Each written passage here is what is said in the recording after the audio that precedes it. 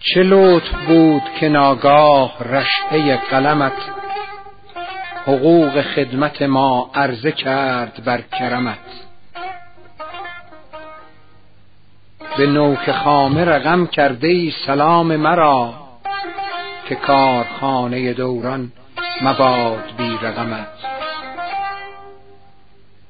نگویم از من بیدل به سهو کردی یاد، که در حساب خرد نیست سهو بر قلمت. مرا ذلیل مگردان به شکر این نعمت، که داشت دولت سرمد عزیز و محترمت. بیا که با سر زلفت قرار خواهم کرد، که گر سرم برود بر ندارم از قدمت.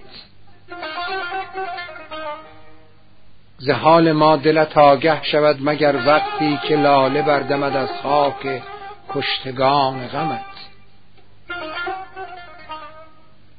روان تشنه ما را به جرعه‌ای دریاب، چو میدهند زلال خضر ز جام جمت.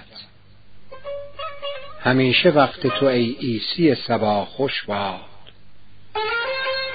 که جان حافظ دلخسته زنده شد به دمت.